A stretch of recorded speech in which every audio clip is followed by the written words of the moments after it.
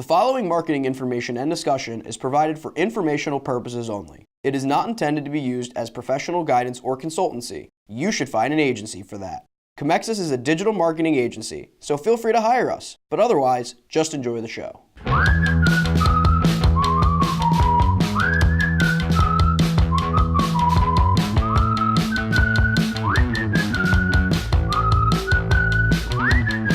Hello everyone, welcome to The Buyer's Journey by Comexis, a discussion-based podcast on the ever-changing marketing landscape that affects how your customers and clients purchase, ultimately optimizing your marketing efforts.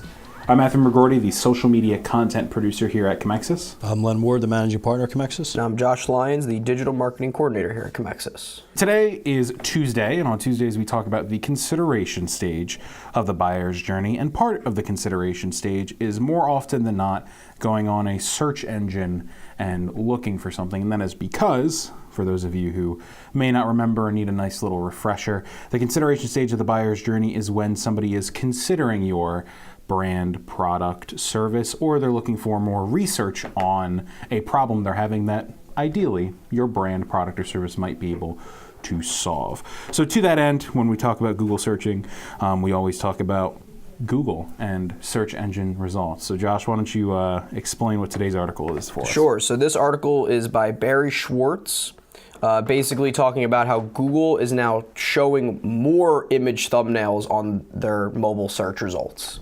So basically Rank Ranger, which is an SEO toolset provider, reported that Google is starting to show image thumbnails in mobile search with greater frequency. So as of March 7th, there's been a spike within the thumbnails being shown. So basically, if you don't know, I would figure everyone would know, but if you didn't know what an image thumbnail is, it's Google showing an individual search snippet of an image that goes along with whatever the post or the website is about. So Google commented about this mobile search with the thumbnail saying, "We're always working on new ways to enhance search with helpful visuals, and we encourage site owners to enrich their pages appropriately."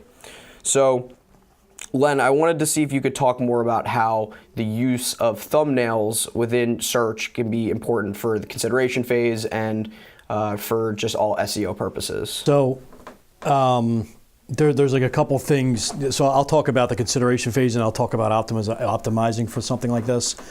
So this part of SEO, the consideration phase, is funny because a lot of people would think, well, that's awareness. They found me via search. No, if they're going to search for something, that means they're looking for something.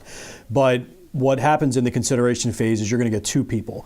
One person who's aware of your brand and they're looking for more information on your brand. Then you're going to get the second person who already knows they have a problem, but they may not know about your brand and are coming in to search for it. So these images may play more towards looking somebody who's not aware of your brand but is looking for stuff. So this is just another way for Google to test out what people are going to, what's an easier way. Google's number one thing is ask a question on Google and we want to get an answer to you as fast as possible. So what they're testing right now is how quick are people going on, looking at these images, clicking on the link, and then not only going to the site, but how long are they staying on the site. So if Google looks at it and says, hey, people are staying on sites based upon this search, looking at this image, for 30 seconds longer, you're going to realize in the next 2, 3, 4, 5 years, that might be a little excessive, you're going to start seeing these images on the search all the time. Optimizing for it. To me, I was kind of looking at, I didn't really get too in depth on Barry's article, and I probably have to do a little research on it. I'm guessing that this is an image that they're pulling exactly from the page, and that image is going to be based upon what you're alt tagging it for. For people who don't know what alt tagging is, it's actually something you have to do. It is the ADMA, is that the I'm trying to think of the right Disability Act. We have to look at that. I might not be saying that right. American Disability Act, ADA. It's the ADA Act where you actually have to go in and alt tag images, which means if somebody cannot see well or they're blind and they're searching for something, they have to have images. They type in a search term, the image has to reflect exactly what that is. We may have to edit that because it may not be too clear. It is ADA and it is the Americans with Disabilities Act, and you had to go in and make sure they are requesting you go in and make sure your images on your website are actually have text words on there. So if somebody's actually in there and if somebody is blind and they're actually doing like a voice type search and I'm looking for a bankruptcy lawyer near me, there's images that Google's scrolling through and looking for to pull up images. Again, I'm really giving a really, really bad description of what the alt tag is. So my guess is you're probably going to have to really enhance your alt tag descriptions to get this to show on the Google search results. It's interesting. It's definitely an interesting thing. I think it's another great thing for the consideration stage. But that's kind of where I'm at with it. So. And it's interesting because you always talk about how everyone's so eager to like be high up on the rankings when they search for Google, and you want to be the first ranked, second ranked, third ranked, whatever it is.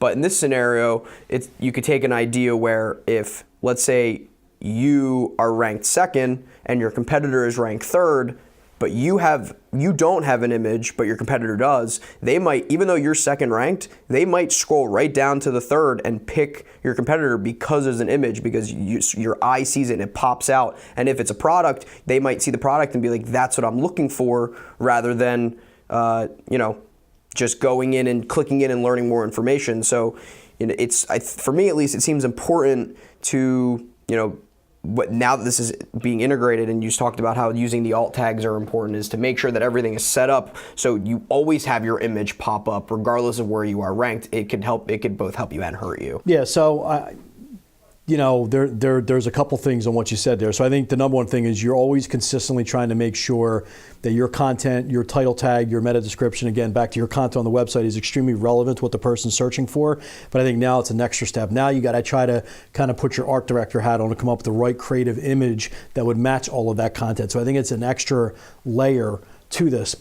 I wouldn't be surprised if this is spurned, though, because the latest stats on Google image search is unbelievable. How many people are actually using Google image search, and they're not even going to Google search. So they got like this Pinterest mentality, this Instagram mentality, where when they're looking for a product or they're looking for a certain thing. Matter of fact, I just told this to somebody earlier today, like start alt tagging your images on your site, because that's how people are searching. I'm beginning to wonder if Google's kind of looking at this saying, how do we kind of dovetail this in with each other? So there's something at hand to what Google's trying to do, but it's interesting. Again, it's another step. It's another step if you have a campaign for the consideration phase, exactly what you said, Josh.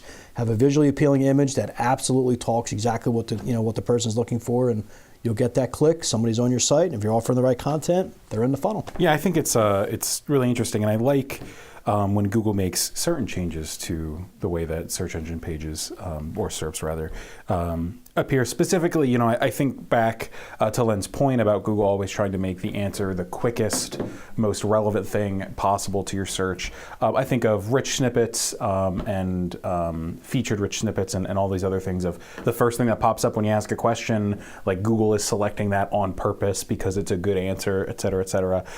So I think adding images to it is just another level adding on to that, making it easier for users, consumers, et cetera, to do some searching. Plus, I personally, if I search for something and I see the little box that's like, oh, here are the top 6 images, and then here's all the other actual links for what you might be looking for, I would like to see that go away, because I don't think it's as interesting as just having the images next to it. But that's me. So I definitely think this is a cool change. Hopefully, we'll see. I'm interested in seeing what the numbers are if an image actually does make people click more. I suspect it will, but until we get those nice numbers, I can't 100% confirm that that's what I think it will be. No, and the last, keep this in mind. I mean, I actually wonder, because as the voice search grows, and you would think, well, the image has nothing to do with the voice search. Yes, but Google may be looking for certain indicators to have you come back on certain types of voice search. So I'd be interested on how people may be like, well, that has nothing to do with voice search at all. Really, I don't know that, because there's 5,000 things I can tell you about SEO that make no reason or sense why it's relevant to SEO. But I'm wondering if this is yet another checkbox you got to hit, not only to rank, but now to come up on voice search and so forth. And it's just Google being Google. Yeah, I think you brought up a great point. I mean, there's no reason why something that's doing really well on a regular Google laptop, mobile search, whatever, that has an image that makes it rank higher, wouldn't make it also rank higher in voice search, unless there was a reason to rank it lower in voice search, right? Yeah, so interesting.